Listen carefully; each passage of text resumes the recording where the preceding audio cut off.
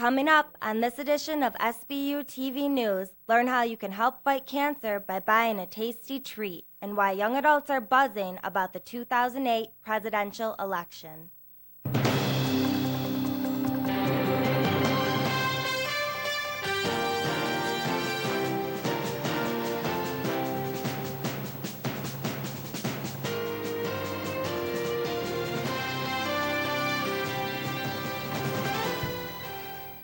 Welcome to Sbu TV News. I'm Kaitlyn Sawyer. And I'm Michael Postles. Just before Super Tuesday, the media tag for primary elections in more than 20 states, we tried to find out what's on the minds of voters. Kaitlyn Dean has a story. The time has come again to vote in a presidential primary. Danette Brickman, an assistant professor of political science at St. Bonaventure University, says this election is a special one. For the first time, we have a viable black candidate and a viable woman candidate. And I think that really has gotten people interested. Soon voters will be coming to polling places, like Washington West Elementary School here behind me, to cast their vote for their favorite candidate. We have the top two candidates from the Democrats. Either one could easily become the nominee. And on the Republican side, we're still in a horse race with probably about three of them at this point. What issues could impact who people vote for Tuesday? I think the illegal immigrants, it's wrong. I have grandparents that came here from other countries, but they came legally, and I think they should have to come legally. The economy in Iraq. People also expressed concerns about the high price of gasoline and raising the minimum wage. This election does seem to have people excited. It's just generating a lot of discussion, which is good, rather than people being already sick of hearing about the election and the candidates and saying, I don't want to hear one more thing that they have to say. One common theme is a desire for change. I'm a Republican, but right now I'd have to vote for Obama. He's the only one that really, I think, will give us some change. For Sbu TV, I'm Kaitlyn Dean. New York voters will go to the polls in their party's primary Tuesday, February 5th. For information about the location of a polling place near you, contact your County Board of Election. The race to the White House is heating up, and with 44 million eligible voters, one group is big enough to change the course of history. But will those would-be voters take advantage of their power? Chelsea Eggleston has the story. Young people are responding to a tight presidential race by going to the polls in record numbers. I think this election is a hot topic, especially on the Democratic side. We have the first woman ever running, Hillary Clinton, and then the first black man. Voters between the ages of 18 and 29 tripled their 2004 turnout in the Iowa caucus and South Carolina primary this year.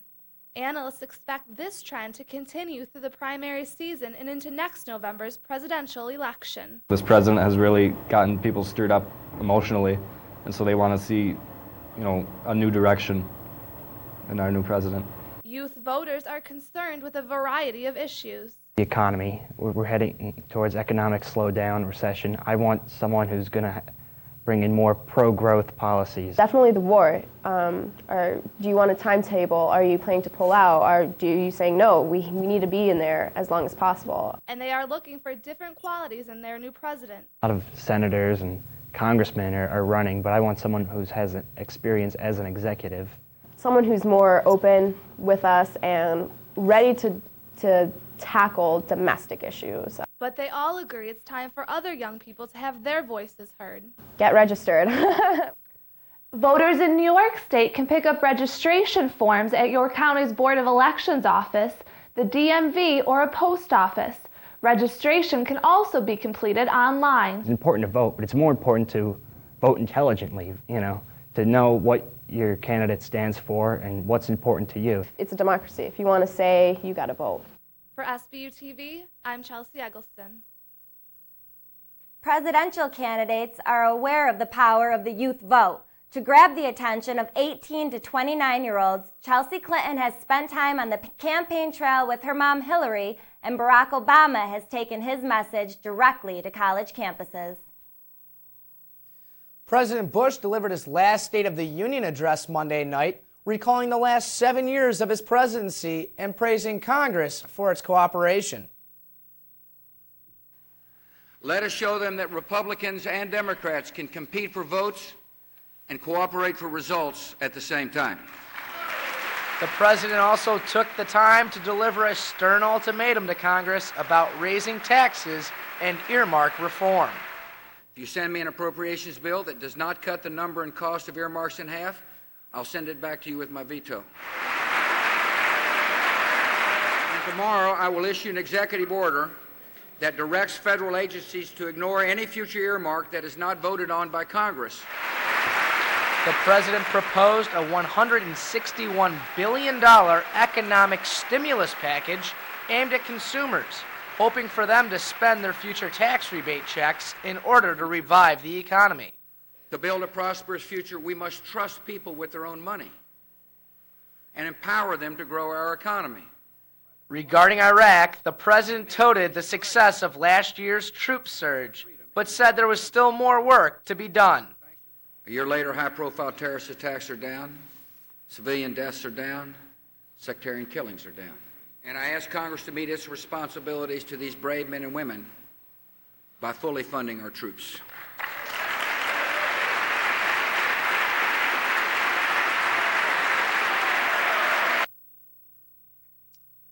The president left few words about his legacy, focusing more on the country's road ahead. On a recent winter's night, those craving an ice cream sundae dripping with hot fudge were able to fulfill that desire while helping raise money for cancer research. Claire Glatz has the story. Good evening. Welcome to Friendly's. Would you like dinner or dessert tonight? Their money is doing more than just satisfying a sweet tooth at Friendly's restaurant in Olean. They will give you 10% of everything that's spent in the restaurant between 5 and 8 o'clock. That money goes to Relay for Life, a yearly event that raises money for cancer research. The Relay's Team JMC is a group of Bonaventure students, faculty, and friends of the journalism program. We've been averaging probably about $100 a night that we've been working. It was better than that last spring, and this will be number 7. The first time we did it, we were up very close to $200. Volunteers don't mind putting in a little elbow grease. I enjoy it very much. It feels like I'm helping to do something. You really seem like you're making a difference. And customers are happy to eat for a cause. Well, I think it's great because it's an important thing, and I love that, especially here, the students are so passionate about it. It feels good to know that we can help out. I wanted to try the new chicken finger thing, and I thought it'd be a good time to come since they had this going on. It's always nice to help. For many of those who came into Friendly's, it was much more than a chance to volunteer or for a tasty treat. I have a number of family members who went through cancer and some good friends who went through cancer and in several cases died of cancer. A very important person in my life got cancer. My Aunt Joanne had breast cancer. My grandfather had lung cancer 10 years ago, and he has a different kind of cancer now. My aunt had breast cancer. Because of its success, this may not be the end of fundraising at Friendly's. This is the first of what I suspect will be 3 or 4 this semester.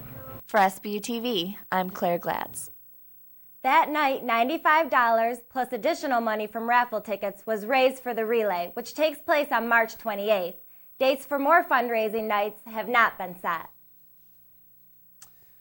With the falling temperatures comes a rising trend, and it could leave you feeling the chills. Vanessa Diaz explains. Bitter cold and blinding snow cover a wide part of the U.S. this morning. His old man Winter and his Arctic buddies are packing a wallop right across the Midwest. 200 reports of wind damage. It might not be snowing outside, but it's still a chilling 25 degrees in Olean, New York. That doesn't seem to bother these St. Bonaventure students who definitely don't dress for the weather. Well, I thought I was wearing a winter jacket, but I guess you mean a really, really thick one. I guess it'd be negative 20, then I'll throw on the parka. There seems to be a growing trend among adolescents. Could it be coats are just losing it in the fashion world? How cool can you look in like a massive parka? I think that it is probably a factor of people wanting to look good and fit in with general norms. And so if there's a growing norm not to wear a coat, then you're going to see more people not doing it. There seems to be another growing trend, one that is a complete opposite. Then why are you wearing your coat inside? I don't know. I think it looks good on me. You might think it's not cold or cool enough to wear a coat, but it's still a wise decision to bundle up, even indoors. For Sbu TV, I'm Vanessa Diaz. Vanessa passes on one surefire way to avoid the problem of winter and coats. Move to Honolulu. A town that is known for its ability to host outdoor activities may cost more to live in than ever before. I took a closer look.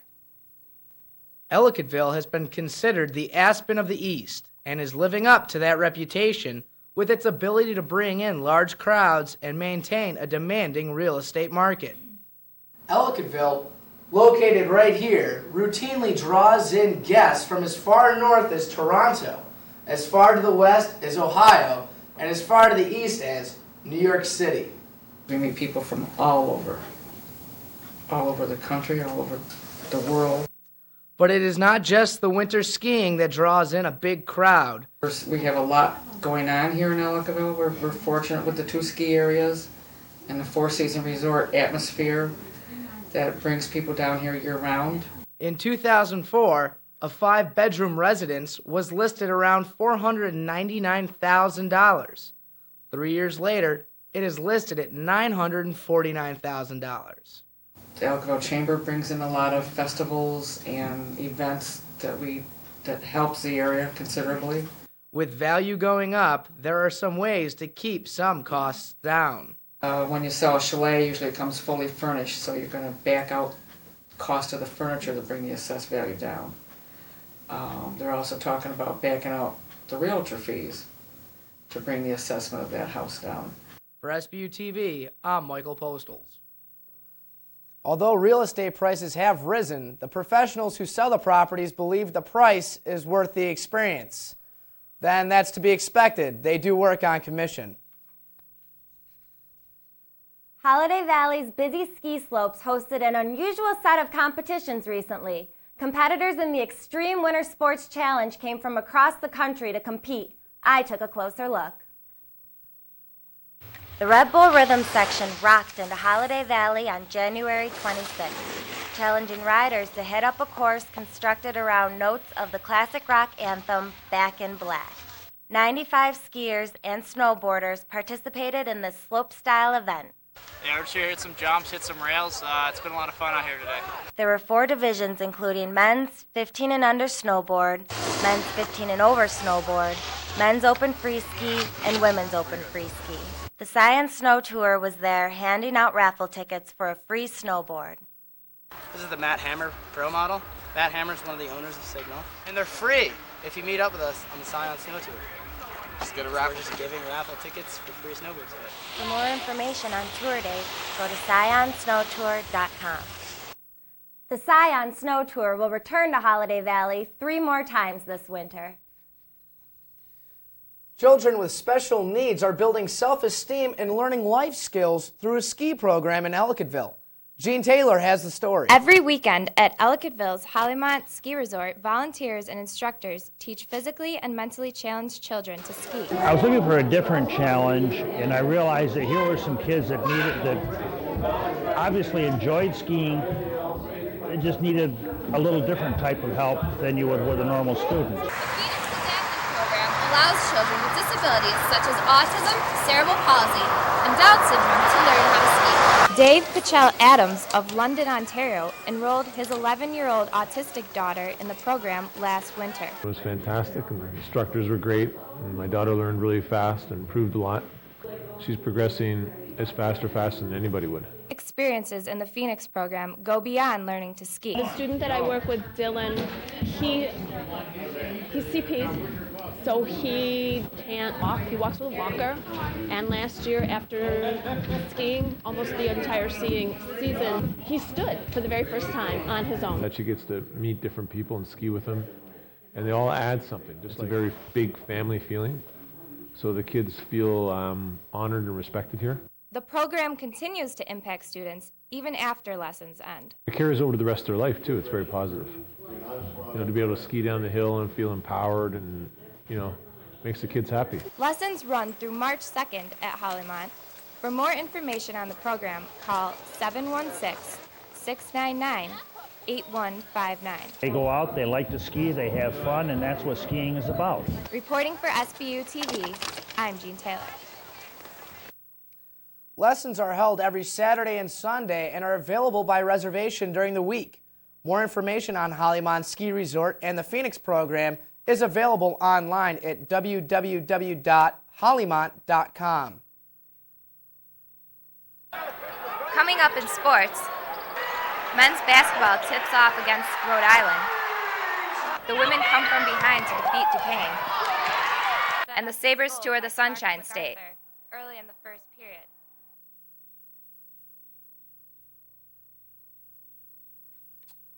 Gene Taylor joins us with sports. Thanks, Michael.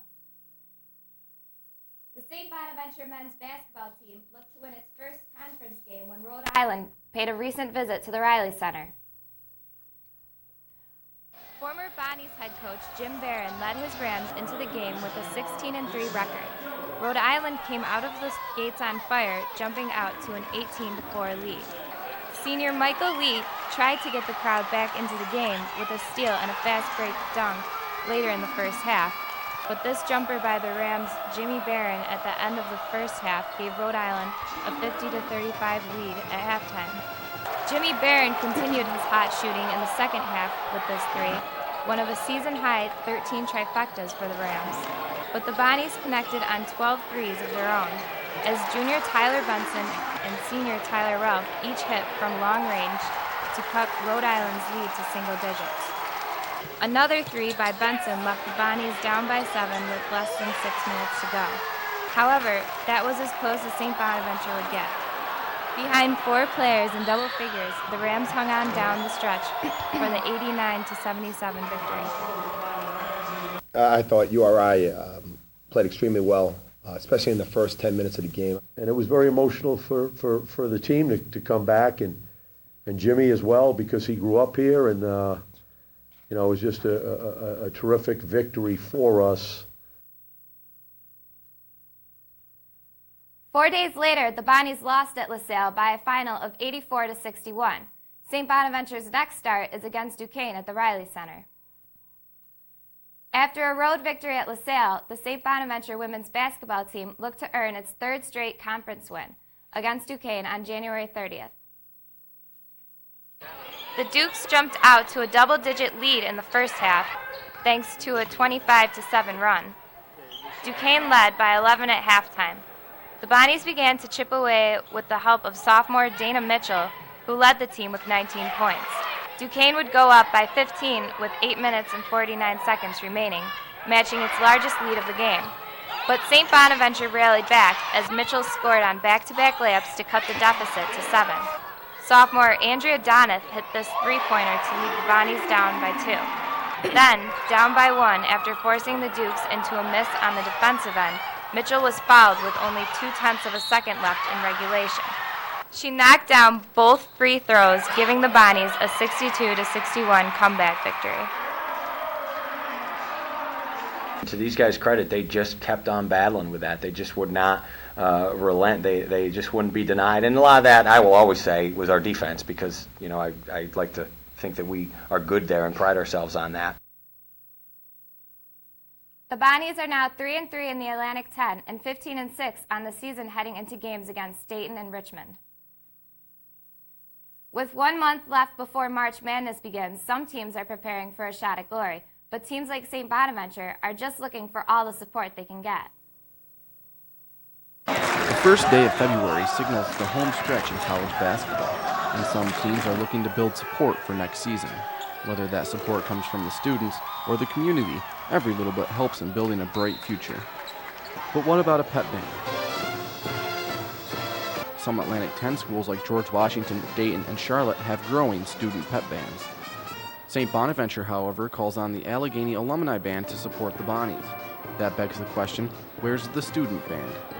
Steve Mest, Associate Athletic Director for External Relations, says the basketball program hasn't had a student pep band since the early 2000s. Yeah, the athletic department, we would prefer to have a student pep band playing and performing at all of the games.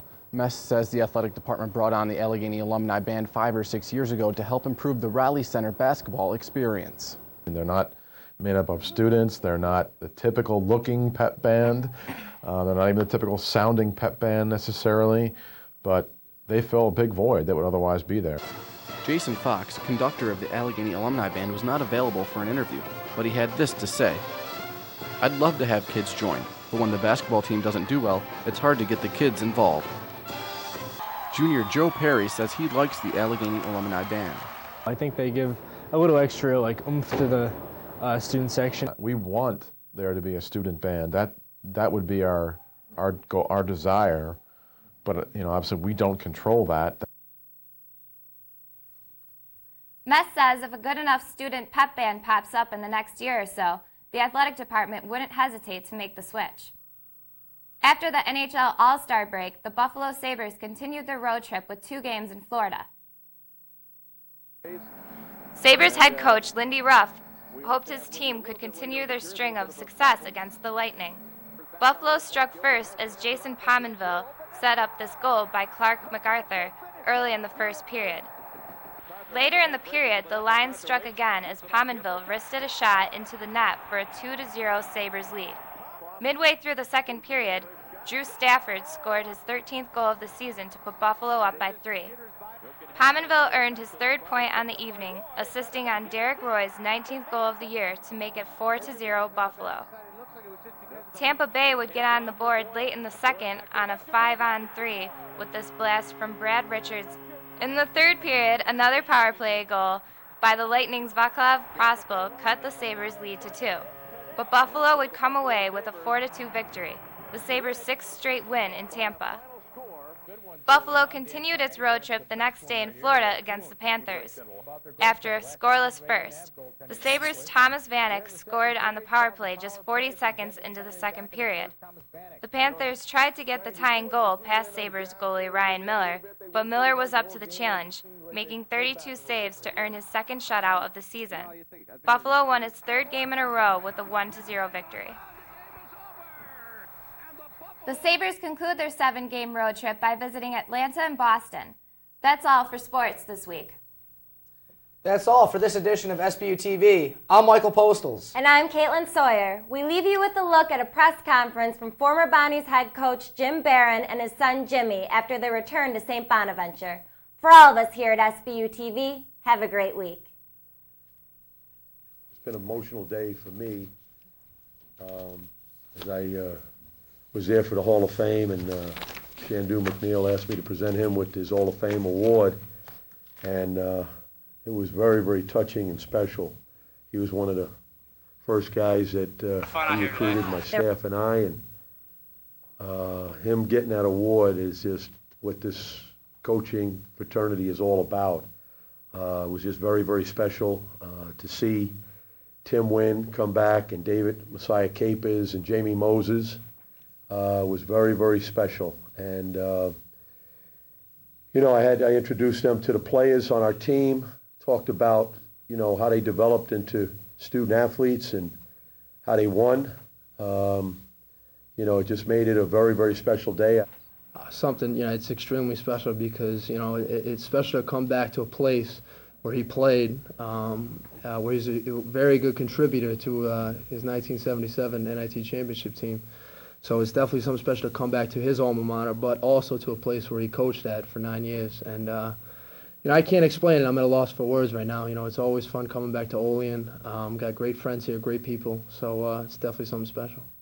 We had our pregame at Angie's, catered from Angie's. We had the pregame dinner last night at Angie's. And, I always like to share, the moments with my players and let them know, what it was like for us and coming home and a place that I spent 14 years of my life. No, I actually ordered the chicken parmesan, which actually wasn't brought out to me. So I didn't get to eat my food last night. So I was a little upset with that. But that's all right. It's great going back to Angie's because we had a lot of good memories, especially after some Bonaventure wins. We'd always go back there. And it's kind of like our Casey's back in Rhode Island. So, it's a great place to go. And Frotz and his staff do a terrific job over there.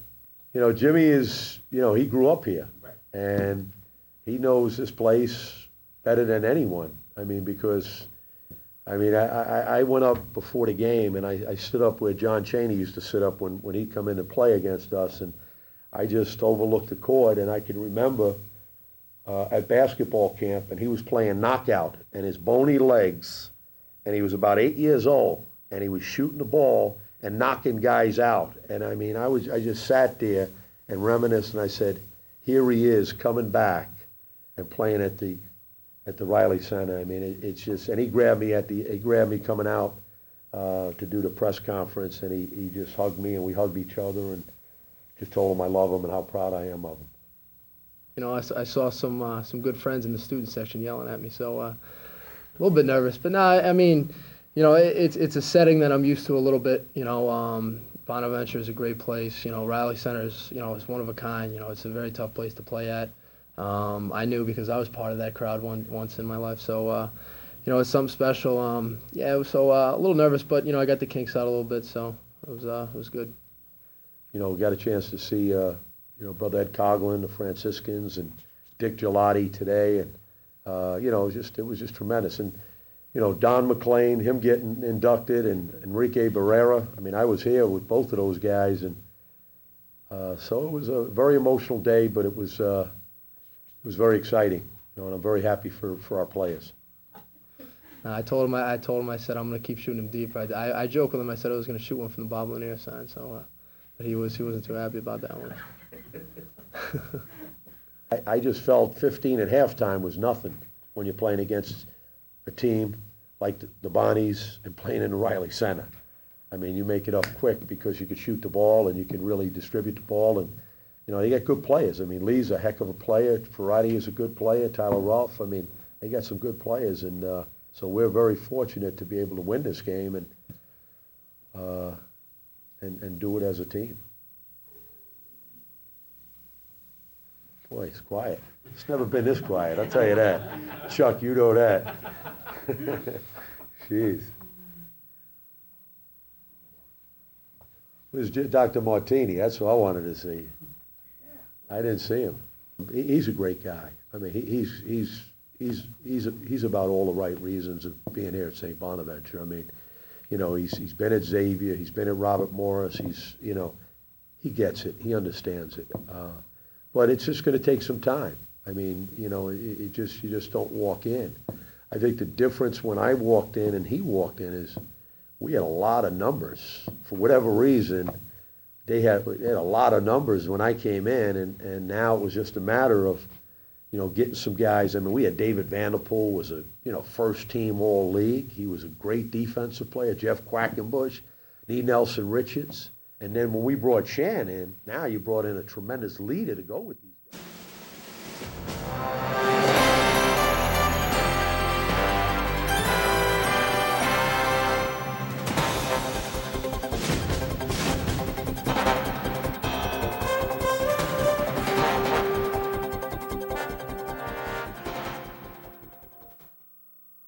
Open NB.